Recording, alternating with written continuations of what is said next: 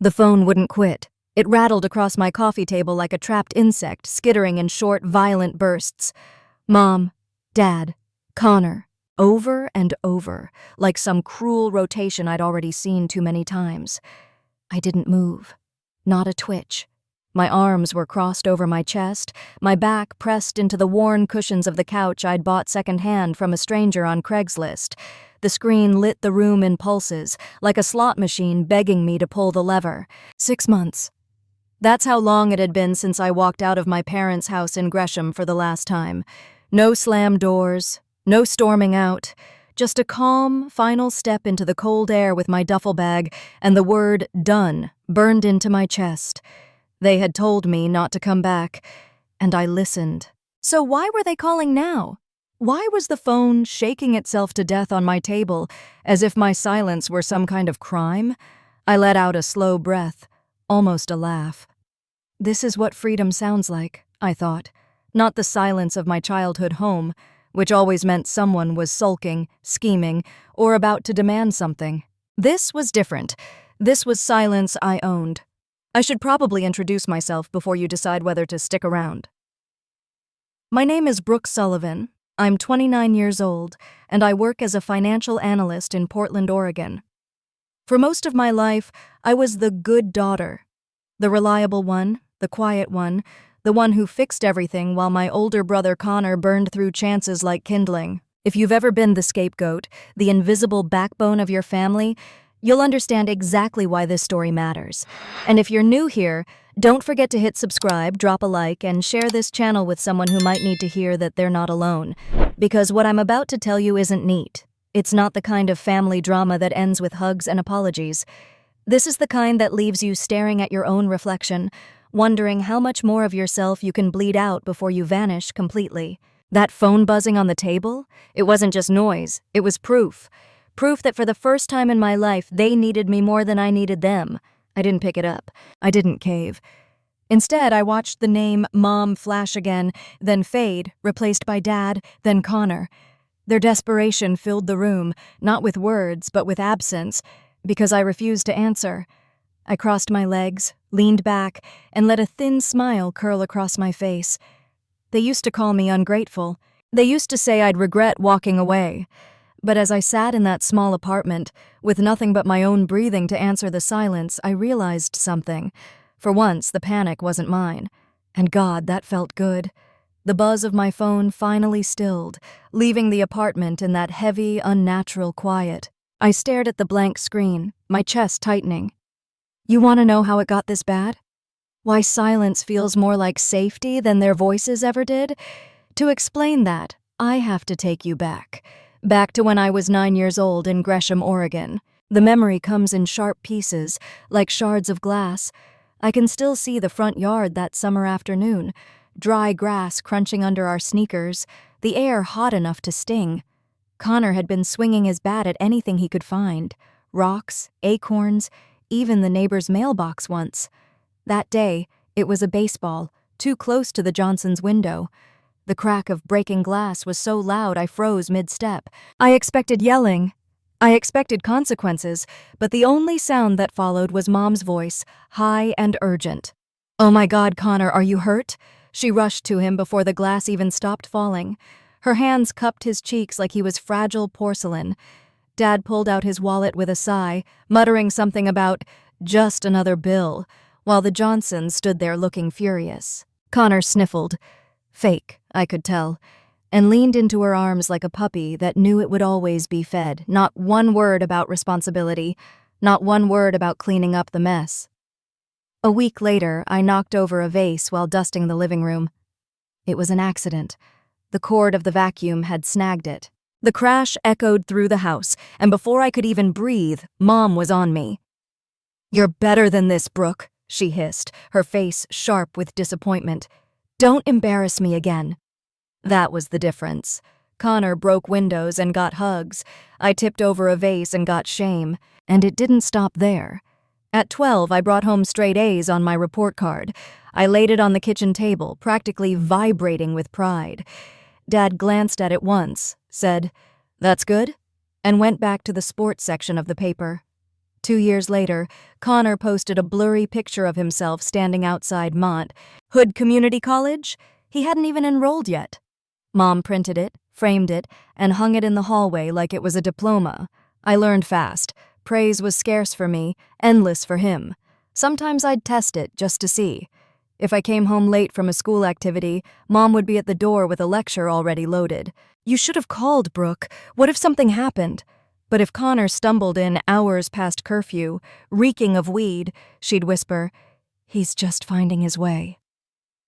I remember once, when I was 16, catching Dad's eye across the dinner table after Connor bragged about skipping class. I waited for Dad to step in. Instead, he said quietly, "The world's just harder on boys now." I wanted to scream. Harder? Connor had an endless safety net. I was the net. Looking back, maybe that's when I stopped waiting for them to see me. I became useful instead. Laundry folded, grades perfect, excuses ready when Connor crashed the car or flunked a test. Every time I held the family together, I told myself it meant I mattered. But deep down I knew the truth. Love in that house wasn't unconditional. It was a performance. And Connor, with all his failures, somehow always nailed the role. That's where it started. The favoritism, the gaslighting, the invisible weight that would one day crush me. And as I sit here now, watching their names light up my phone, I realize they trained me to carry everything and then hated me for breaking under it. And that was only the beginning. If favoritism was the air inside our house, then responsibility was the water I was drowning in. By the time I hit 16, I had learned that the only way to be noticed was to be useful. And even then, it was a gamble. I got my first job at a coffee shop off Main Street in Gresham. It paid minimum wage, but to me it felt like freedom. Every evening I'd come home smelling like espresso grounds, my hands sticky from wiping tables, my feet aching from standing. I'd drop my apron on the back of a chair and wait for someone to ask how my shift went. No one ever did. Instead, the conversation always circled back to Connor. "Connor's been so stressed," Mom would sigh, stirring sugar into her tea like she was mixing in her worry. "School just isn't fair to him." "Kid needs a break," Dad would add, flipping channels with the remote, like that explained everything. Meanwhile, I was juggling AP classes, SAT prep, and 8-hour shifts on weekends. Nobody asked if I was stressed. I still remember one night when the store closed late, and I dragged myself home after midnight. Connor was sprawled on the couch, controller in his hand, headset glowing. "You're late," Mom scolded the moment I walked in.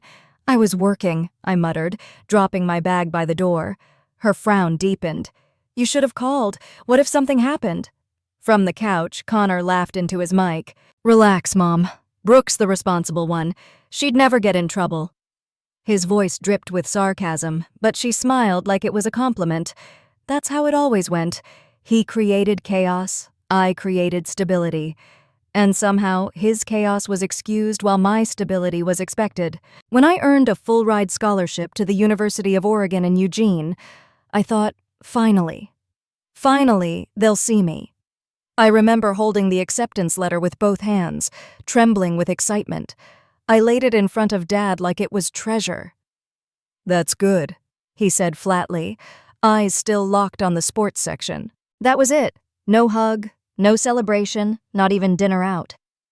A week later, Connor posted a picture of himself outside the community college. He wasn't enrolled, he'd gone there with a friend, but Mom printed the photo, framed it, and hung it in the hallway. She called relatives to brag. "Connor's thinking about college." I could have laughed if it didn't hurt so much. By the time I left for Eugene, I had already become the family's invisible backbone. While Connor figured things out, I was the one stocking the fridge, reminding Dad about bills, helping Mom with errands.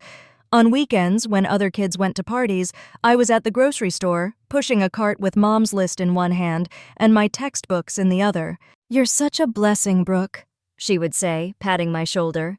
"Your brother just needs more time." A blessing. That's what they called me. Not a daughter, not a person with limits. A utility. Even in college, the calls never stopped. "Sweetie, could you transfer $50? Just this once, we're short on gas. Dad forgot the groceries again. Could you run to the store when you're home this weekend? I never said no. How could I?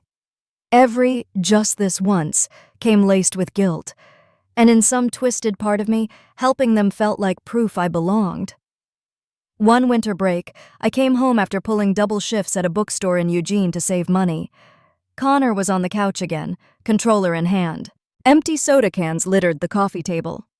"Hey, did you grab cereal?" he asked without looking up. I froze in the doorway, holding 2 grocery bags that cut into my hands.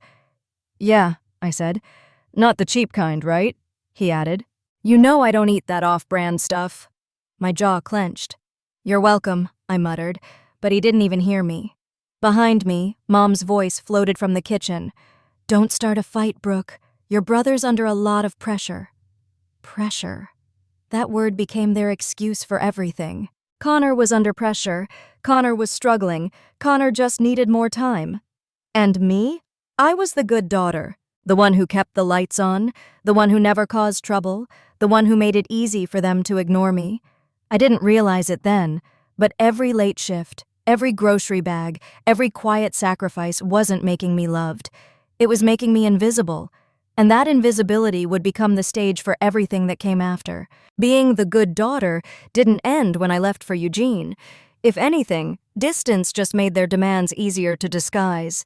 They'd start with the same phrase every time, gentle, practiced, laced with guilt. "Sweetheart, could you help us? Just this once." The first time, I didn't hesitate. It was a rainy Tuesday night during my sophomore year. I was in the library, hunched over an accounting textbook, when my phone buzzed. Mom's voice was syrupy sweet on the line. "Brooke, honey, we're just a little short on the electric bill. Only this one time. Your dad's check was late and I don't want the lights shut off." I didn't even think. I pulled up my banking app and wired the money before she finished her explanation. "There," I said softly. "It's done." "Oh, you're such a blessing," she sighed. "I don't know what we'd do without you." That last line stuck. I didn't know it then, but it was the beginning of a script that would replay for years.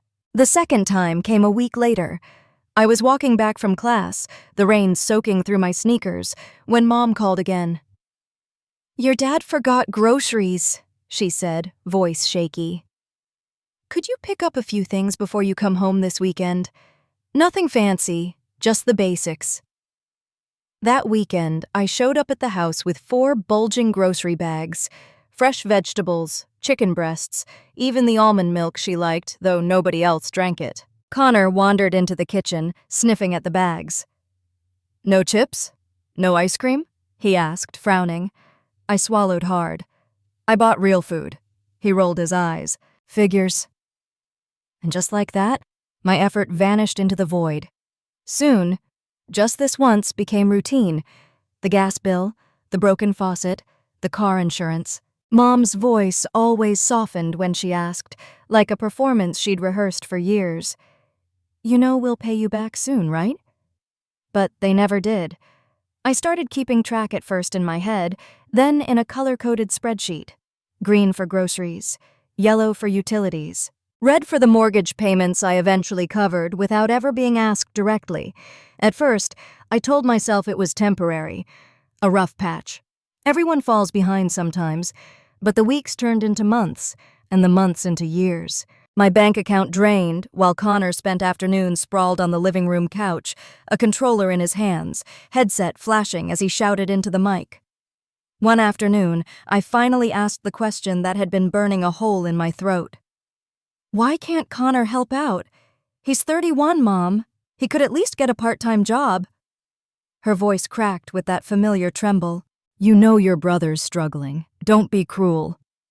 Dad, half asleep in his recliner, added without opening his eyes, "We're lucky to have you, kiddo." Lucky. That was their word for it. Lucky to have me bleeding out my paychecks. Lucky to have me sacrificing weekends. Lucky to have me quietly erasing their mistakes. But I wasn't lucky. I was exhausted. Still, I kept saying yes. I skipped trips with friends, canceled a spring break vacation, and pulled overtime shifts at the bookstore just to stay afloat. Every transfer, every bag of groceries, every dollar wired in the middle of the night became another thread tying me tighter to their chaos. And the more I gave, the less they saw me. Not as their daughter, not even as a person, but as a lifeline they were entitled to. That's the thing about just this once. It never ends. It just becomes your life. By the time I reached my late 20s, the just once requests weren't even requests anymore. They were expectations. And Connor, my brother who had turned dependency into an art form, made sure I never forgot it. It was a Sunday evening, the kind where the Oregon sky hung low and gray. I had just finished a brutal week at the firm. 70 hours, spreadsheets bleeding into my dreams. And still, I stopped by the grocery store before driving to Gresham. 2 paper bags dug into my arms as I pushed open the front door of the house I'd been secretly keeping afloat. Connor was exactly where I knew he'd be. Slouched on the couch, legs sprawled across the coffee table, controller in his hands. A half-empty soda balanced on the armrest. He didn't even glance up when I stumbled in. "Did you get the good cereal?" he asked, eyes glued to the flashing screen. I blinked, shifting the weight of the bags before setting them down on the counter. I bought cereal, yes, along with chicken, vegetables, bread, actual food. Finally, he turned his head, his expression twisting into mock disappointment. "So, no Frosted Flakes? No Oreos? What the hell, Brooke? You know I don't eat that healthy crap." My stomach nodded. "You could try buying your own groceries sometime," he scoffed, unpausing his game just long enough to smirk. "Why would I? You've got it covered. Big shot analyst in Portland, right? Can't even spring for real food?" The words hit harder than I wanted them to. I wiped my palms on my jeans, trying to steady my voice. "Connor, I've been working myself into the ground.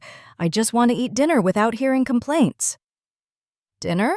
He laughed, a sharp, ugly sound. "You think this is about dinner? You're rolling in money, Brooke. Meanwhile, I'm stuck here dealing with Mom and Dad every day. I'm the one under pressure." Pressure. That cursed word again. Before I could answer, Mom walked in from the kitchen, drying her hands on a towel. "Don't pick a fight," she warned me, her tone sharp. "Your brother has enough to worry about." "Worry about what?" My voice cracked. "Leveling up? Ordering pizza on my dime?" "He's 33, Mom. He doesn't pay rent, doesn't buy food, doesn't lift a finger." Connor slammed his controller down, eyes flashing. "Shut up, Brooke. You think you're better than us because you have a paycheck? Newsflash, family means stepping up when someone else can't." I laughed then, but it was bitter, dry, the kind that burned on the way out. "No, Connor. Family doesn't mean bleeding one person dry so everyone else can coast." For a moment, the room went still. Connor's jaw tightened, Mom's face hardened, and Dad muttered from his recliner without even looking up. "We're lucky to have you, kiddo." Lucky. Always lucky. I picked up the bags again, my hands trembling now. Not from the weight, but from the realization settling in my bones. This wasn't help anymore. This was entitlement, plain and shameless. And I was done pretending otherwise. The night of Connor's cereal tantrum was only the prelude. A week later, I walked back into the same living room, and this time the tension was waiting for me before I even set my purse down. Dad was upright in his recliner for once, his elbows on his knees, fingers laced together like he was preparing for a negotiation. Mom sat rigid on the couch, arms crossed, her jaw tight. Connor lounged on the opposite end, phone in hand, tapping the screen with bored indifference. Something in my gut tightened. "What's going on?" I asked, my voice cautious. Mom's eyes met mine, sharp as glass. "We need to talk." I hated that phrase. It never meant conversation. It meant a verdict had already been decided. Dad cleared his throat, tone almost rehearsed. "Brooke, we've been thinking. It's time you start contributing more." I blinked. "More? I already—" Mom cut in, her voice dripping with accusation. "You make good money. Meanwhile, we're barely scraping by while you're off living downtown, eating out whenever you want, buying yourself new clothes." Her words landed like punches. She knew exactly where to strike. My independence, the little bits of joy I allowed myself. I gripped the strap of my bag tighter. I've been covering your mortgage for 2 years. Groceries, utilities, half the repairs in this house. What exactly counts as contributing more? Connor snorted without looking up from his phone. Jesus, Brooke, relax. It's just money. You act like we're asking for your kidney. My jaw clenched. You don't pay a single bill, Connor. You don't even buy your own food. That got his attention. He looked up, his smirk infuriatingly calm. I'm here, aren't I? I deal with Mom and Dad every day. That's worth something. I laughed, dry and sharp. Worth what? Another round of video games while I pick up the slack? Mom shot to her feet. Don't talk to your brother like that. He's trying his best. Her defense of him was automatic, instinctual, like muscle memory. And in that moment, something in me snapped. His best? My voice cracked, echoing through the room.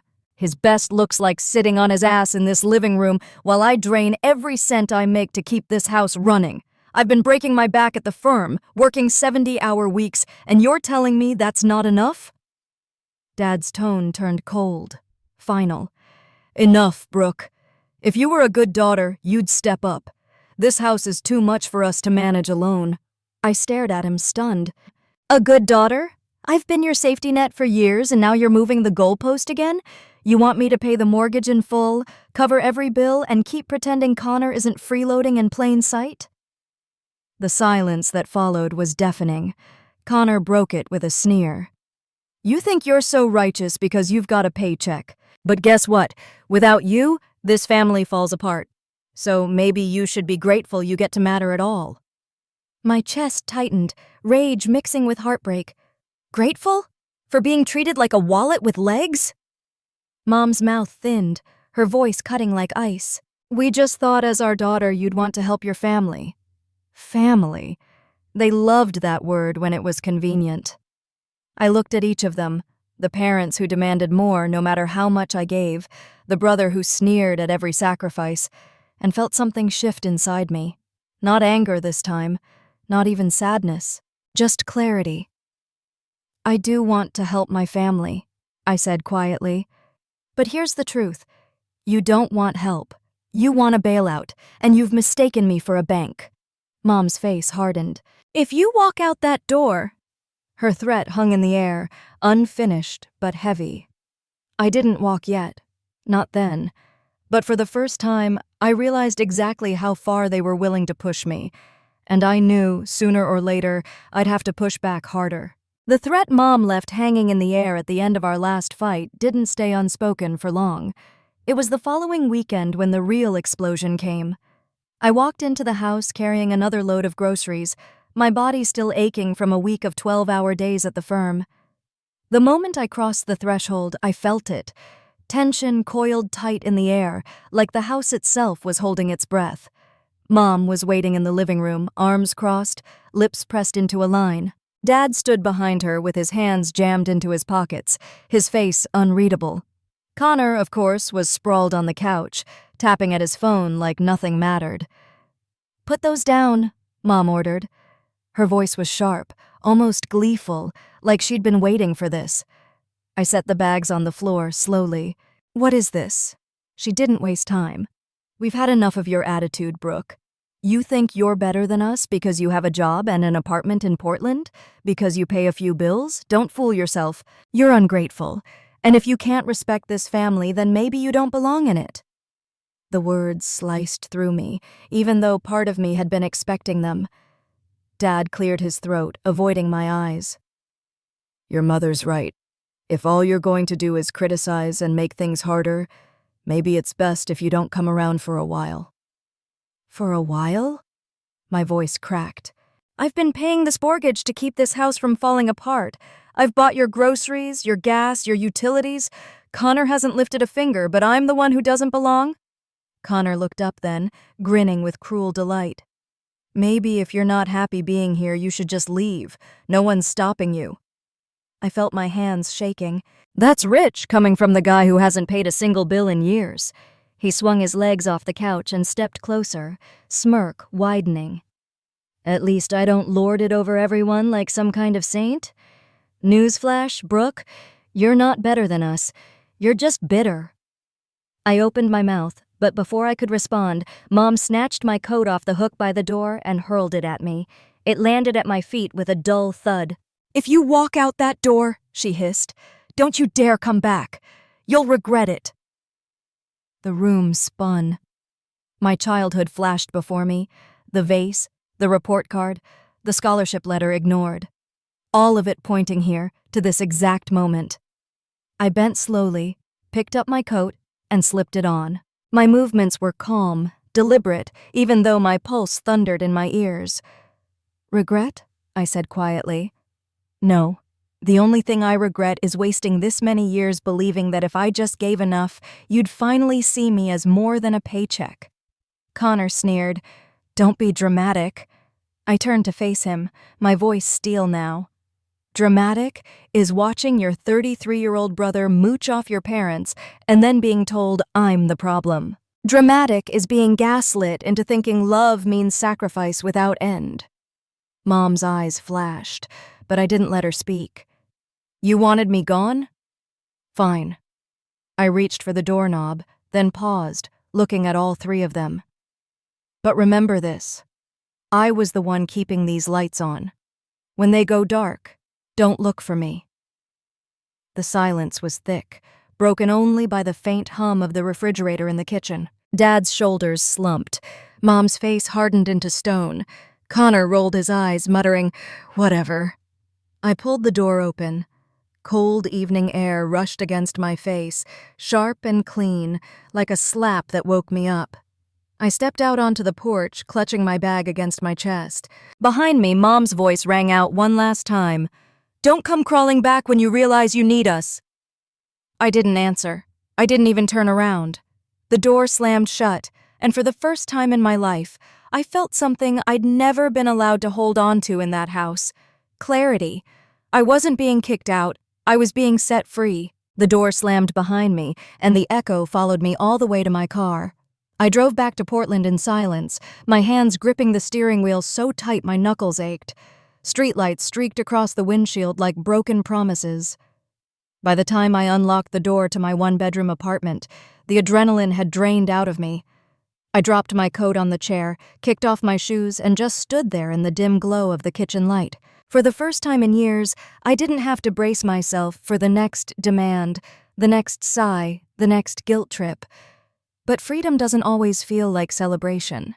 Sometimes it feels like grief. I slid down onto the floor beside the mattress that still sat directly on the hardwood. No frame, no headboard, just the bare minimum I'd bought when I first moved out. The quiet pressed in, heavy and strange. I buried my face in my hands, and before I knew it, the tears came. Not the sobs of someone who misses what they've lost. These were different. Years of exhaustion leaking out all at once. I whispered into the silence, almost testing my own voice. "I'm free." The words trembled, but they were real. I thought about all the nights I'd stayed awake at their house, calculating how to cover a late bill while Connor snored in the next room. All the mornings I dragged myself to work after wiring money I didn't really have. Tonight, none of that was waiting for me. The apartment was bare, but it was mine. The bills that sat on my counter were mine. The silence, even with its ache, belonged to me. I stretched out on the mattress, staring at the ceiling. A crack ran across the plaster like an unfinished map. My chest rose and fell, each breath steadier than the last. I realized I wasn't crying anymore. I was breathing, really breathing, without anyone else's needs choking me. Still, doubt crept in. Would I regret walking away? Would Mom's words come true? Would I come crawling back? The questions swirled, but beneath them was something steadier, a calm I hadn't felt in years. For once, nobody was calling from the other room. Nobody was demanding I prove my worth by sacrificing another piece of myself. Just me. Just quiet. I rolled onto my side, pulled the blanket up around my shoulders, and let the heaviness pull me under. As sleep crept in, I thought of one simple truth. I hadn't been kicked out. I had chosen this, and that choice was the beginning of everything. When I woke the next morning, sunlight was spilling through the blinds, bright and uninvited. For a split second, I braced myself for Mom's voice calling from down the hall, for Connor's stomping footsteps, for Dad's sighs. Nothing came. Just the hum of the refrigerator and the distant sound of traffic drifting up from the street. It was disorienting, like stepping into someone else's life. And then it hit me. This was mine. I padded into the kitchen barefoot, opened the fridge, and laughed under my breath. Half a carton of eggs, a takeout box from 2 nights ago, and a lonely jar of mustard. No stocked pantry, no endless lists, no demands. I made scrambled eggs anyway, leaning against the counter while they sizzled. The first bite wasn't just food, it was relief. For once, I was eating without guilt, without wondering if Connor would complain about the brand or if Mom would scold me for not buying enough. That week, I threw myself into work with a new kind of focus. Long hours at the firm weren't unusual, but now they felt different. Every extra project, every late-night spreadsheet meant money I kept. My boss noticed. On Friday, she stopped by my desk, tapping a file against her palm. "You've been killing it lately, Brooke," she said. "How would you feel about taking on the Kensington account?" I blinked. It was a big client, stressful, demanding, but also a chance to prove myself. And for the first time, I didn't hesitate out of fear that my family might need me at a moment's notice. "I'll take it," I said, my voice steadier than I expected. The small victories piled up. I bought a second-hand dresser, then a rug that actually made the apartment feel like home. On Saturdays, I experimented in the kitchen. Burnt pancakes, over-seasoned pasta, but the meals were mine. I started jogging by the river, earbuds in, feeling my lungs burn with something that almost felt like freedom. One evening, I stood in front of the mirror in a blazer I'd splurged on. The price tag had stung, but as I turned side to side, I couldn't stop smiling. For once, I wasn't just buying clothes to hide my exhaustion, I was dressing for the life I wanted. Still, the ghosts lingered. Sometimes I'd hear a mother talking to her daughter at the grocery store and feel that old ache. Sometimes I'd pick up my phone instinctively, half expecting a missed call filled with guilt. But the silence was steady now, and in that silence, I started to hear myself again.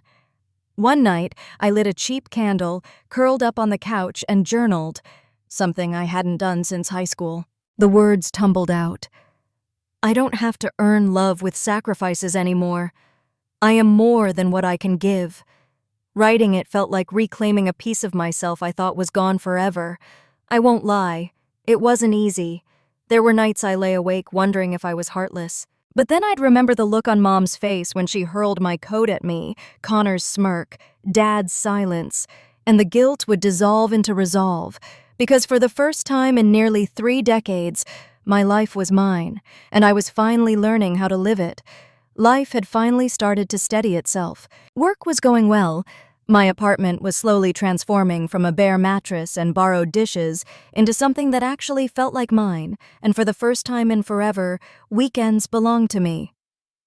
Then one Tuesday morning, I opened my mailbox and the world tilted. The envelope was thick, the kind of paper that felt official before I even read the return address. My stomach knotted when I saw the bank's logo stamped in blue ink. At first, I thought it was a mistake.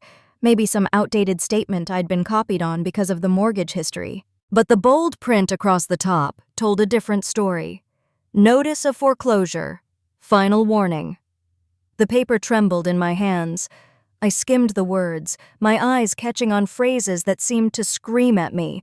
Delinquent account. 8 months past due. Repossession proceedings.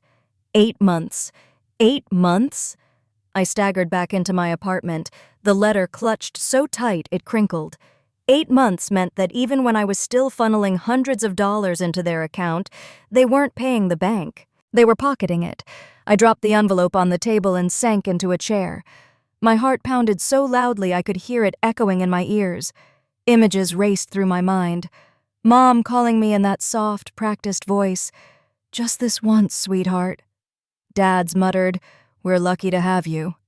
Connor, smirking with a soda in one hand and a controller in the other. All of it had been a lie, a I picked up my phone with shaking fingers and dialed the customer service number listed at the bottom of the page. After a hold long enough to make me chew at my thumbnail until it bled, a polite woman answered. "Hi, this is Brooke Sullivan. I used to handle the mortgage payments for my parents' house in Gresham, but I recently stopped. Can you confirm the account status?" There was a pause, then the sound of typing. When she returned, her voice was clinical but not unkind. "Ms. Sullivan, the account has been delinquent for nearly 8 months. Notices have been sent regularly." I closed my eyes. So the payments I made? Partial payments were received, but none of them covered the full monthly amount required. No full payment has been recorded since... She named a date that made my chest seize. It was long before I walked out. "Thank you," I whispered before hanging up. The phone slid from my hand to the table. I sat there, staring at the letter, until laughter bubbled up in my throat. Not happy laughter, something bitter, jagged, almost hysterical. They had let the house drown months ago, and I'd been running myself ragged, patching holes in a ship they weren't even trying to save. For years, I'd told myself they were struggling, that I was helping them through a rough patch, but the foreclosure letter screamed the truth louder than I ever could. They weren't struggling. They were using me. My vision blurred with angry tears. I remembered every canceled trip, every overtime shift, every meal I skipped just to wire money I thought was saving our home. And all along, they'd been watching it crumble while assuring me, "It's just this once." The betrayal stung deeper than the money. It wasn't about the bills.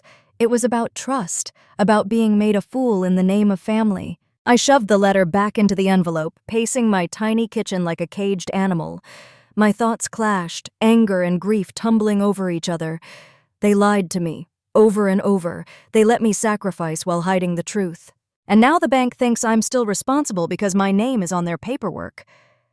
I stopped in front of the window, staring out at the city lights. My reflection stared back, pale and shaken, but steadier with every breath. "This isn't my mess," I said out loud. The sound startled me. My own voice, trembling but sure. "Not anymore." But even as I said it, I knew what would come next. They'd call, they'd beg, they'd demand. And this time, I wasn't sure if I had the strength to stay silent. The letter still sat on the table, glaring up at me like a warning. My parents' house, my childhood home, was slipping away. And for the first time, I wondered if maybe it deserved to. The foreclosure letter burned a hole on my kitchen table all night. I barely slept, pacing the apartment until dawn. The rage simmered hotter than the coffee I poured the next morning, bitter and black. Enough was enough. By late afternoon, I was back in Gresham, gripping the envelope so tight it crumpled in my fist. My pulse thudded as I stepped onto the porch of the house I'd kept afloat for years. The familiar siding, the chipped paint on the railing, it no longer looked like home. It looked like evidence.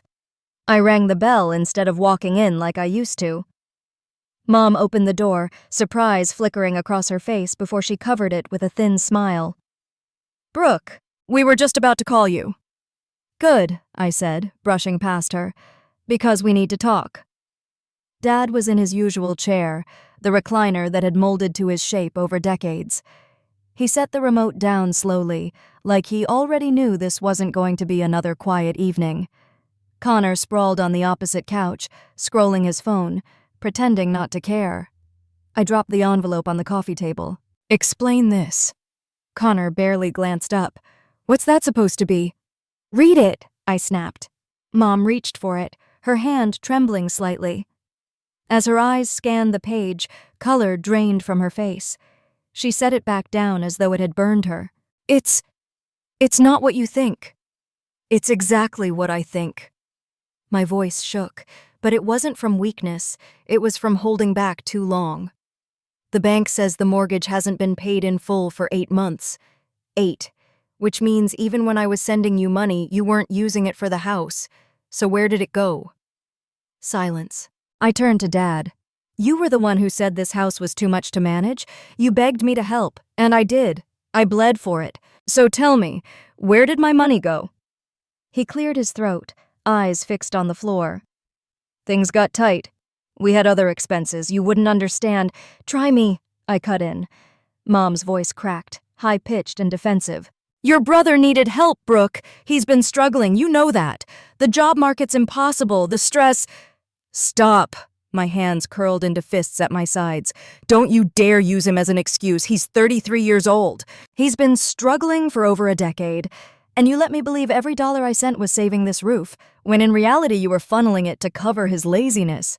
Connor finally looked up, his smirk infuriatingly calm. Wow, Brooke. Dramatic much? So the house is behind. Big deal. You can cover it. I stared at him incredulous. Are you kidding me? He shrugged, tossing his phone onto the couch cushion. You're the one with the big salary in Portland. What's the point of all your money if you can't even keep your family afloat? That was it. Something inside me snapped. You think my job is to keep you afloat? Connor, I've been paying this mortgage, these bills, this entire circus while you sit here like a houseplant that doesn't even water itself. And Mom, Dad, you let it happen. Worse, you lied about it. You let me sacrifice vacations, sleep, my future, all while the bank was knocking at your door. Mom's eyes filled with tears, but they weren't tears of remorse. They were the kind she'd always used as a weapon. We only did what we thought was best. We didn't want to worry you. Worry me? I laughed bitterly. You didn't want to lose your golden boy's comfort. That's what this is about. You protected him at the cost of everything, including me. Dad finally raised his head, his expression hard. We're your parents. We needed help. That's what family does. No, I said, voice steady now, sharper than steel. Family doesn't lie. Family doesn't drain you dry and call it love. Family doesn't gamble with your trust and then blame you when it all comes crashing down. Connor pushed off the couch, stepping closer, his jaw tight. You're gonna let them lose the house? Just like that? After everything they've done for you? I met his glare. Everything they've done for me? Name one thing. One. Because all I remember is covering your mistakes while they clapped for you and scolded me. I was the net, Connor, and you were the dead weight. His face reddened, his voice rising. Screw you, Brooke. You think you're so much better. I don't think I'm better, I shot back, cutting him off. I just finally realized I'm worth more than this endless cycle of lies and demands. The room fell silent. Mom's tears streaked her cheeks. Dad's mouth was a thin line. Connor's fists were clenched, but he didn't move. I leaned forward, planting my hands on the table, the foreclosure letter between us like a verdict. You wanted me to step up? I did. And you still let the house sink. That's on you. Not me. I won't be your scapegoat anymore. I straightened, my chest heaving, and looked at them one last time. Figure it out yourselves. Then I turned, walked to the door, and this time no one tried to stop me. As I stepped into the cool night air, my heart pounded with something that felt dangerously close to peace. For years, they had trained me to absorb the blame, to carry the weight. But not anymore. The letter might have come addressed to me, but the consequences were theirs. And for the first time in my life, I let the burden stay exactly where it belonged. The front door was inches from my hand when Dad's voice stopped me. Brooke, wait. I froze, back still turned. Part of me wanted to keep walking, to let the slam of the door be my final answer. But something in his tone, a mix of desperation and pride cracking, made me pause. I turned slowly. They were all still there. Mom with tear-streaked cheeks, Connor fuming with arms crossed, Dad standing halfway out of his recliner. The foreclosure letter lay on the coffee table between us like a bomb no one wanted to claim. Don't leave like this, Dad said, his voice rough. We need your help. Just this once. Those 3 words, just this once, were the match that lit the gasoline inside me. I stepped closer, my voice low but steady.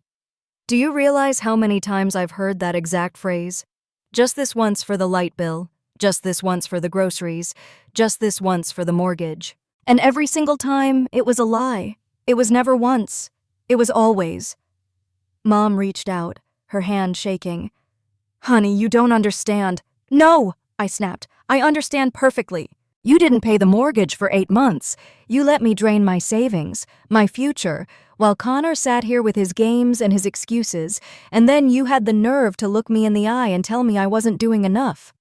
Connor barked out a laugh, ugly and bitter. "Oh, come on. You're acting like you're some saint. You think your paycheck makes you better than the rest of us? Get over yourself."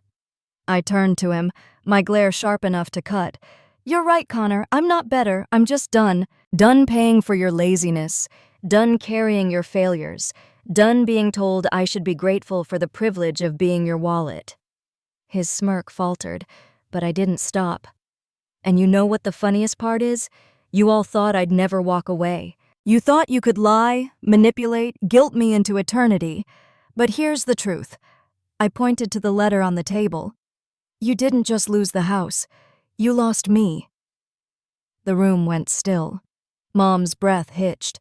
Dad's shoulders slumped. Connor's face twisted, but he said nothing. I straightened, pulling my coat tighter around me. My voice grew colder, sharper, every word a clean cut. "You keep asking what kind of daughter I am. Well, let me answer. I'm the daughter who saved this family for years while you ignored me. I'm the daughter who bought you time, stability, comfort, and you repaid me with lies. So no, I'm not your good daughter anymore. I'm the daughter who finally learned to say no." Mom whispered, almost pleading, "Brooke, if you walk away, we'll lose everything." I took a step back toward the door. "Then maybe it's time you learned what it feels like to lose something you took for granted." Dad tried one last time, his voice breaking. "We'll pay you back. We swear, just help us through this month. Please." I shook my head. "You said that every single time, and every single time it was a lie. I'm not here to fund your denial anymore. I'm not your bailout plan. I'm your daughter, and you treated me like a paycheck with legs." For a moment, none of them spoke. The silence was louder than any scream. Then I delivered the final blow. "You raised me to believe that love was sacrifice, that if I just gave enough, maybe one day you'd actually see me. But all I ever was to you was a bank account. So here's my final deposit. The truth.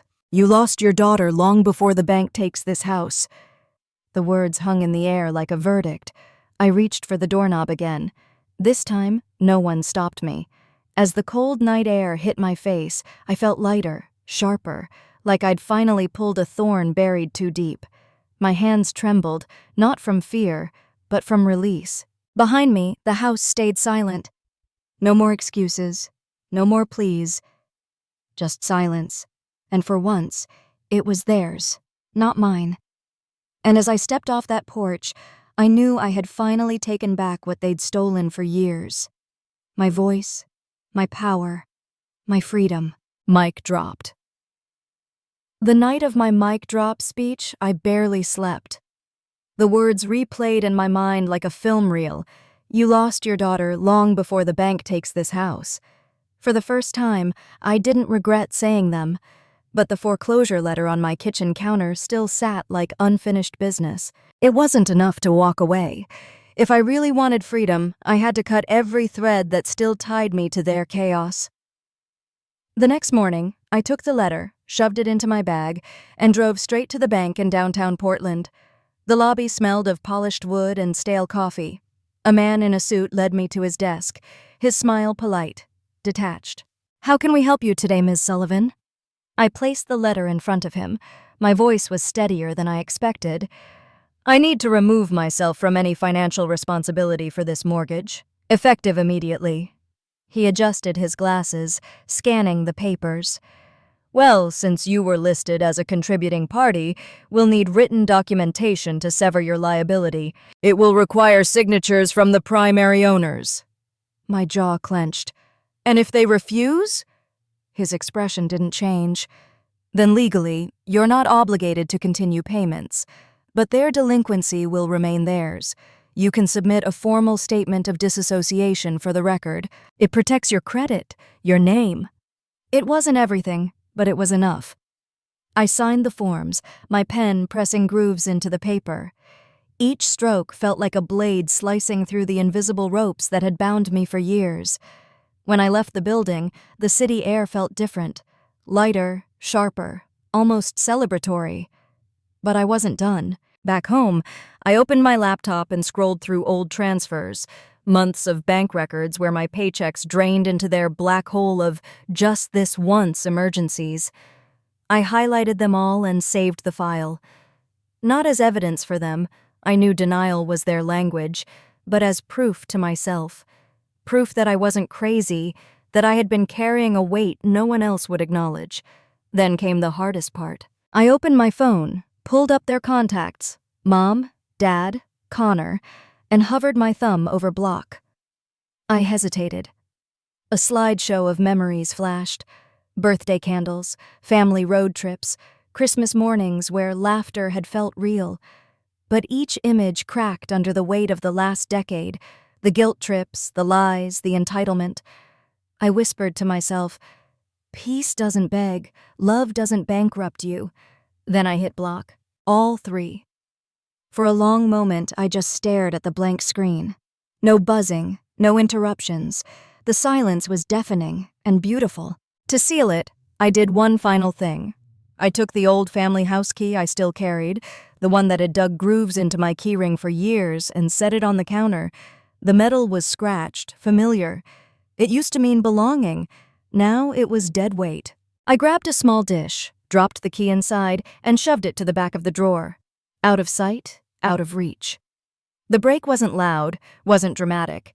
It was paperwork signed in a quiet office, files saved to a hard drive, contacts erased from a phone. But it was final. That night, I lit a candle, sat on my couch, and whispered one last time into the quiet. I'm free. And for the first time, I actually believed it. After I blocked their numbers and dropped the house key into the drawer, the silence in my life became steady. Weeks passed without a single buzz from my phone carrying their demands. I slept better, I worked harder, I even started laughing more easily. But silence doesn't mean the storm stops. It just means it's happening somewhere else. The first crack in their facade came through a mutual acquaintance. Mrs. Whitaker, the neighbor who'd lived across from us since I was a kid, bumped into me at a grocery store in Portland one Saturday morning. She squinted, then smiled cautiously. Brooke? Oh, honey, I didn't expect to see you here. Hi, Mrs. Whitaker, I said, my stomach tightening. She patted my arm with the familiarity of someone who had seen me grow up.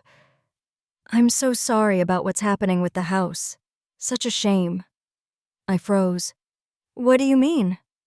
Her expression softened. Didn't you know? They've started moving furniture out. The bank notice went up on the door last week. People have been stopping by, whispering. It's all anyone on the block talks about.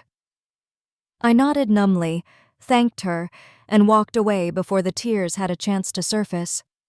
A few days later, I drove past the house myself. I told myself it was just curiosity, but really it was something heavier. Closure, maybe. The sight knocked the air out of me. The porch light was off. The blinds hung crooked in the front window, and there, taped across the door, was the red and white foreclosure notice, bold and final. In the driveway, a U-Haul sat open, its metal ramp stretching like a tongue. Dad was hauling out boxes, his face red and glistening with sweat. Mom stood by the curb, arguing with a man I assumed was a buyer for the furniture. Connor was slouched on the porch steps, scrolling his phone as if none of it mattered. For a moment, I stayed in my car, watching from a distance. My chest tightened with conflicting emotions. Part of me wanted to rush in, to shoulder the weight like I always had. But the stronger part of me, the part that had signed papers and blocked numbers, held me still. When Dad spotted me, his face twisted. He started toward the street, waving an arm. Brooke, please, just talk to us. We can work this out. Mom turned too, her voice rising with desperation. Brooke, don't just sit there. We're losing everything. I rolled the window down halfway. My voice was calm, but it cut through the chaos like glass. No, Mom. You lost everything when you lied to me, when you chose to drain me dry instead of telling me the truth. Dad's hand fell to his side. It was a mistake. We thought we could catch up. You thought wrong. I looked straight at Connor. And you let them gamble with everything while you sat there doing nothing. He sneered, but for once, he didn't have a comeback. The man buying furniture loaded another chair into his truck. Mom's shoulders shook, her face blotchy with tears. Dad looked older than I'd ever seen him. And Connor, still glued to his phone, looked smaller somehow, like even he realized the game was over. I felt a strange mix of sorrow and satisfaction. This was the price of their choices. The house, the lies, the entitlement, it had finally collapsed under its own weight. And for once, I wasn't holding up the beams. I rolled the window back up, put the car in gear, and drove away. My hands trembled, but my chest felt lighter than it had in years. They were paying the price, and I was free. Driving away from the house for the last time, I expected to feel only sadness, maybe guilt. Instead, what settled in my chest was something steadier, like a seed finally pushing through the dirt after years underground. For the first time, I wasn't looking back. I was looking forward. The weeks that followed were full of small but powerful victories. I threw myself into work, and the late nights no longer felt like chains but like stepping stones. My boss noticed. One Monday morning, she called me into her office. "Brooke," she said, sliding a folder across the desk. "You've handled the Kensington account flawlessly. We're promoting you to senior analyst." I blinked, the words sinking in slowly. A promotion. A raise. Not money I'd have to siphon away to patch someone else's failures, but money I could actually use to build my life. "Thank you," I said, my voice steady, but my hands trembling with the quiet thrill of it. That weekend, I celebrated the way I'd always wanted to, by myself, on my own terms. I took myself out to dinner at a small Italian place downtown, ordered wine without worrying about the cost, and raised a glass to no one but me. "To freedom," I whispered, smiling into the rim. Little by little, my apartment transformed. I bought a bed frame, then a bookshelf, then a plant I somehow kept alive. Friends came over and laughed on my couch, filling the space with a warmth that wasn't tethered to obligation. For the first time, my home was a place of peace, not panic. Still, healing wasn't linear. There were nights I lay awake replaying Mom's words, "You'll regret it." Sometimes I wondered if I'd gone too far, if cutting them off completely had been cruel. But then I'd remember Connor's sneer, Dad's silence, the foreclosure letter in my hands, and I knew the truth. Walking away wasn't cruelty, it was survival. One evening, after work, I found myself standing on the balcony of my apartment, watching the sun sink behind Portland's skyline. The city buzzed beneath me, alive and indifferent. I breathed it in, the noise, the light, the sheer possibility. I pulled out my journal, the same one I'd started months ago, and wrote a single line across the page. "I am not their safety net, I am my own foundation." Saying it to myself felt like laying bricks for the future. In the months that followed, opportunities I'd never dared to imagine began to open. A conference in Seattle where I spoke on financial risk management, a mentor who encouraged me to apply for leadership programs. Even the thought of buying my own place someday, a home I chose, not one I was blackmailed into saving, felt possible. One afternoon, as I left the office, a colleague walked beside me and said, "You always seem so focused, Brooke. What's your secret?" I smiled, tucking my hands into my coat pockets. Learning when to say no. It wasn't just about my family anymore. It was about boundaries everywhere, at work, in friendships, even with myself. Saying no had saved me, and it was also teaching me how to rise. I wasn't just surviving anymore, I was finally living. It was a quiet Sunday morning when I finally felt the full weight of what I had survived. The rain tapped gently against my apartment window, the kind of Portland drizzle that always made the city feel like it was breathing in slow rhythm. I sat at my kitchen table, coffee in hand, journal open, staring at the blank page. For once, I wasn't afraid of the silence. I welcomed it. I thought about everything that had happened, the foreclosure letter, the screaming matches, Connor's sneers, my parents' tears. But I also thought about the first night I slept without dread, the moment I signed the bank papers, the first time I laughed at dinner by myself. Every memory was a scar, but every scar was proof I had healed. My phone buzzed on the counter. Not from them, they no longer had the power to reach me. This time, it was a friend asking about dinner plans. I smiled, realizing how different that sound felt now. Not demand, invitation. Not guilt, choice. I closed my journal and looked around my apartment.